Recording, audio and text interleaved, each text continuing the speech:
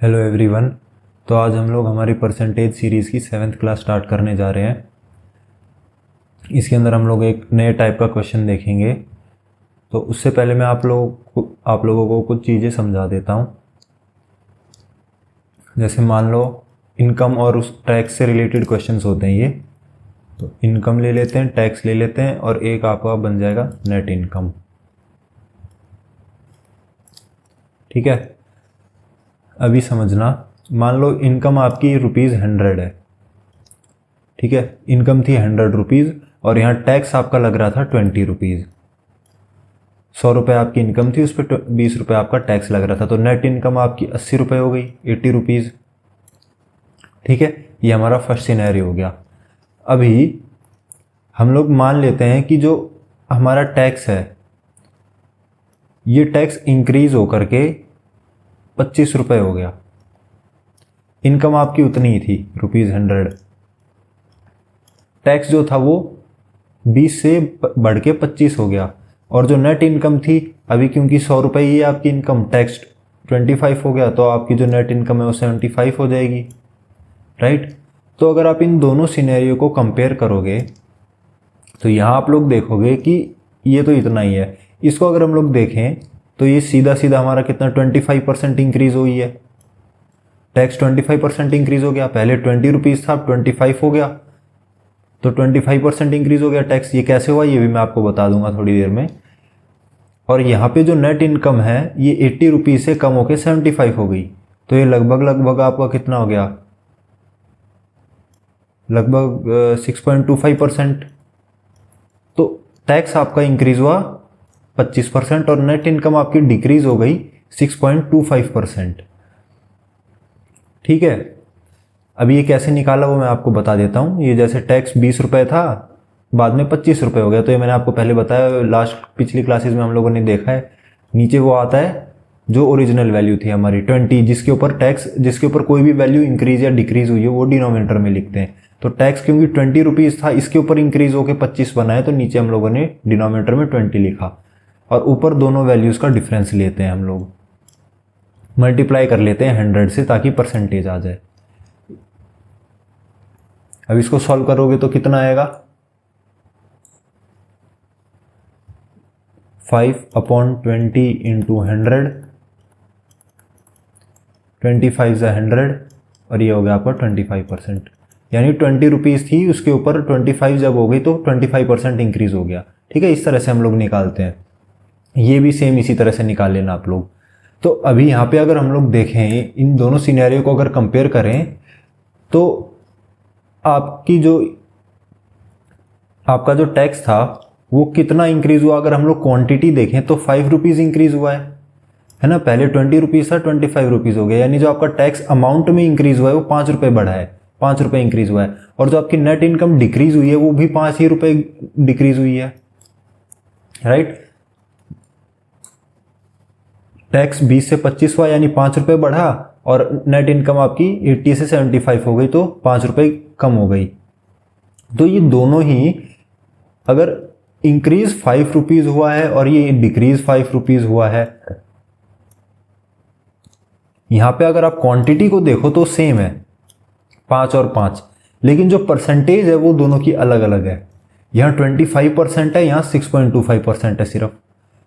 ठीक है, ये आपको पता ही चल गया होगा कि क्यों ये अलग है, क्योंकि यहाँ हम लोग 20 के ऊपर इंक्रीज हुआ, यहाँ 80 पे इंक्रीज हुआ है, दोनों वैल्यू अलग अलग है। तो जाहिर सी बात है ये जो हमारा इंक्रीज डिक्रीज है परसेंटेज अलग आएगी। बट मैं आपको यहाँ समझाने की ये कोशिश कर रहा हूँ कि यहाँ पे क्वांटिटी जो है वो दोनों केस में सेम है, भले ही हमारी परसेंटेज अलग अलग आए। ठीक है, तो ये आप लोगों को इस टाइप के क्वेश्चंस इसके ऊपर बनते हैं जहां पे आप लोगों को ये चीज अप्लाई करनी पड़ेगी कि ऐसे केसेस में कुछ कुछ केसेस हो जाएंगे जिसमें क्वांटिटी आपकी सेम रहेगी, भले ही परसेंटेज अलग दे रखी हो। कैसे, ये मैं आपको अभी क्वेश्चन हम लोग एग्जाम्पल के तौर पे लेते हैं, उसमें आपको समझ में आएगा।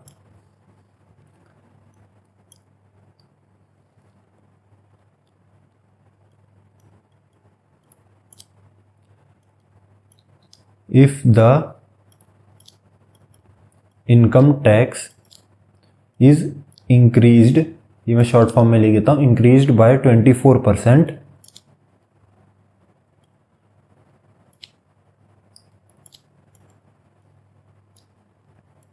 The net income is decreased bye 1%. Find the rate of income tax.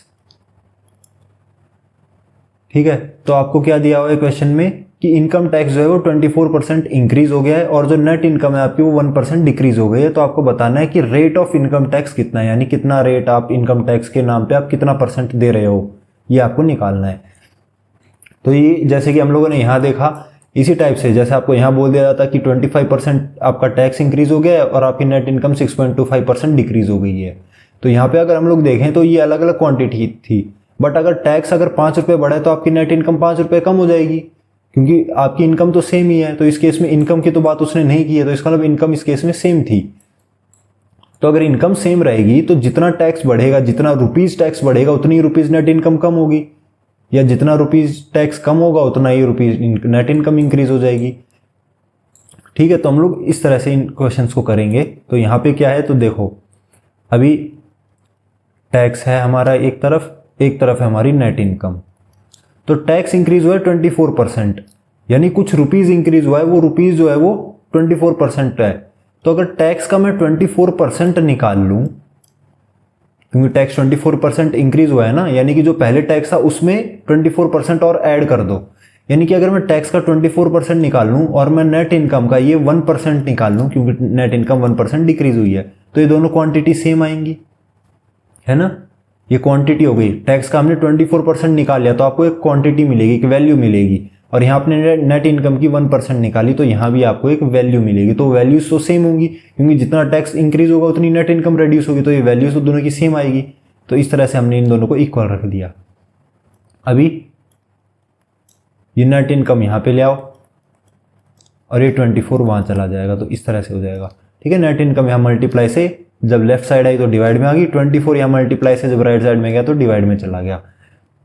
ये हमारा एक रेशियो आ गया एक टाइप का. अब डायरेक्ट आप इसको ऐसे ले लो, नेट इनकम अगर 24 है तो टैक्स 1 रुपीज है, यानी कि अगर आपकी नेट इनकम है ₹24 तो आप टैक्स दे रहे हो 1 रुपीज. तो आपकी टोटल इनकम कितनी हो गई? टोटल इनकम कैसे निकालोगे? 24 + 1, क्योंकि जितना टैक्स कट गया उसके बाद जितनी आपकी इनकम बच गई, ये तो जितनी इनकम बच गई टैक्स देने के बाद वो है, और ये आपने जितना टैक्स दिया वो है, तो इन दोनों को ऐड कर दोगे तो आपकी नेट इनकम होगी. ठीक है, यहाँ पे भी तो ऐसे ही था, ये आपका टैक्स था, ये आपकी नेट इनकम थी, इन दोनों को ऐड कर दोगे तो आपको वापस आपकी इनकम मिल जाएगी. तो नेट इनकम में अगर आप अपना टैक्स ऐड कर लो तो आपको टोटल इनकम मिल जाएगी. अभी यहाँ पे आपको तीनों चीज़ें मिल गई हैं. अगर इनकम 25 रुपीज़ है तो उस पर 1 रुपीज़ टैक्स दे रहा है और उस पर 24 रुपीज़ नेट इनकम के तौर पे बच रहा है. अब आपको निकालना है रेट ऑफ इनकम टैक्स, यानी आप कितना % इनकम टैक्स दे रहे हो अपनी इनकम पे. तो यहाँ पे देखो परसेंटेज कैसे निकालते हैं आपको पता ही है. 25 आ जाएगा, ऊपर आ जाएगा 1, क्योंकि ये है हमारी टोटल इनकम और ये है हमारा टैक्स, तो हमारा फ्रैक्शन बन जाएगा 1/25, क्योंकि हमें निकालना है टैक्स का कितना रेट है, यानी टैक्स की कितनी % है. तो टैक्स आप किस पे दे रहे हो? टैक्स 1 रुपीज़ है ना, ये किस पे दे रहे हो? 25 रुपीज़ पे ही तो दे रहे हो, ये नेट इनकम पे तो नहीं दे रहे ना. ये 1 रुपीज़ टैक्स ये आप किस पे दे रहे हो? इनकम टैक्स पे, सॉरी टोटल इनकम पे. टोटल इनकम पे आप ये 1 रुपीज़ टैक्स दे रहे हो जब आपके पास 24 रुपीज़ बच रहे हैं, तो नीचे आएगा 25, क्योंकि आप इस 25 पे 1 रुपये टैक्स दे रहे हो. अब परसेंटेज चाहिए तो इसको मल्टीप्लाई कर लेंगे 100 से, ये आपका परसेंटेज बन जाएगा. इसको कैंसिल कर लो, आपका आंसर आ गया 4%. तो यानी कि आपका रेट ऑफ इनकम टैक्स जो है वो है 4%. ठीक है, इसको करने का एक और तरीका है जो थोड़ा सा सिंपल है, क्रॉस मल्टीप्लाई करके हम लोग डायरेक्ट कर लेते हैं. इसके अंदर आपको क्या करना है, ऐसे लिख लेना है टैक्स और नेट इनकम. यहाँ पे आपकी परसेंटेज की वैल्यू आ जाएगी, परसेंटेज, और यहाँ आपकी उसकी वैल्यू आ जाएगी जो कि रुपीज़ में आएगी. तो इनको वैल्यूज़ को रख लो. टैक्स आपका कितना बताया था उसने, मान लो टैक्स अगर आपका X% है और नेट इनकम Y% है, तो इसको हम लोग इस तरह से लिख लेते हैं. ये Y यहाँ पे आ जाएगा, ये X यहाँ पे आ जाएगा, यानी ये रुपीज़ Y हो गया, ये रुपीज़ X हो गया. यहाँ ये परसेंटेज में गिवन था, ये आपका रुपीज़ बन गया अभी. ठीक है, ये होता है सिंपल. यानी कि अगर आप जो हमने क्वेश्चन अभी किया उसके हिसाब से अगर देखो तो टैक्स आपका कितना दिया था 24%।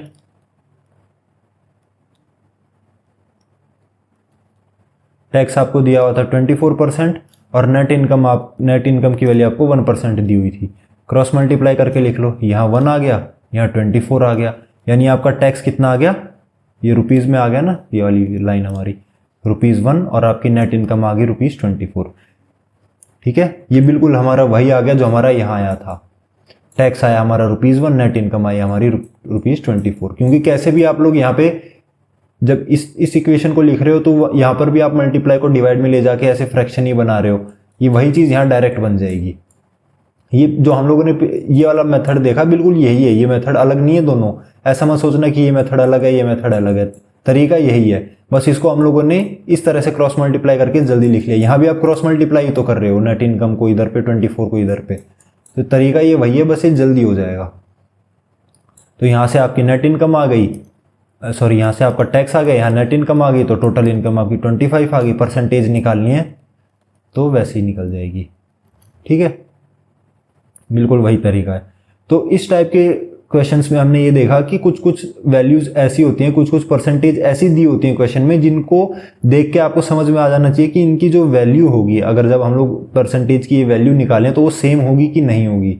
तो इस टाइप के क्वेश्चंस में उन परसेंटेज की वैल्यू सेम आती है, तो हम उनको इक्वेट करके और आंसर निकाल लेते हैं। तो एक क्वेश्चन मैं आपको दे देता हूं,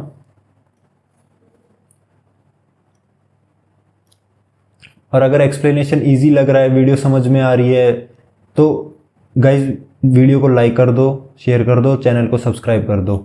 आपके सपोर्ट से मेरा भी मोटिवेशन बना रहेगा। ठीक है, तो ये क्वेश्चन मैं आप लोगों को होमवर्क में दे देता हूँ, इसको ट्राई कर लेना और कमेंट सेक्शन में आंसर बता देना। नहीं होगा तो मैं कल करवा दूंगा नेक्स्ट वीडियो में। In a town 60% males and 40% females are married.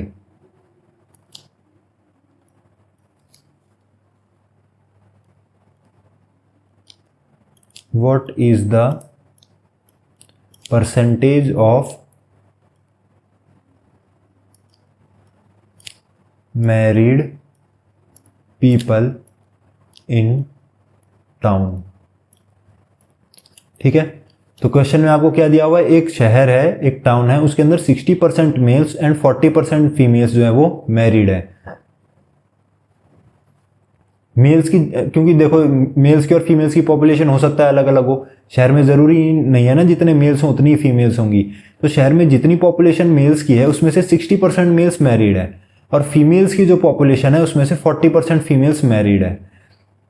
तो आप लोगों को ये निकालना है कि टोटल जो पॉपुलेशन है टाउन की, अगर हम लोग पूरे टाउन की पॉपुलेशन को एज अ होल माने तो उसमें से कितने परसेंटेज लोग मैरिड हैं। यहाँ फीमेल मेल का अलग अलग नहीं पूछा आपसे, टोटल पॉपुलेशन में कितने लोग मैरिड हैं ये आपको निकालना है इस क्वेश्चन में। ठीक है, जो हम लोगों ने टाइप सीखा उसी टाइप से होगा, थोड़ा सा आप लोग ट्राई करना, इसको हो जाएगा तो बहुत अच्छी बात है, नहीं होगा तो मैं नेक्स्ट वीडियो में आपको बता दूंगा। ठीक है, आई होप आप लोगों को सब समझ में आ गया होगा। Thank you.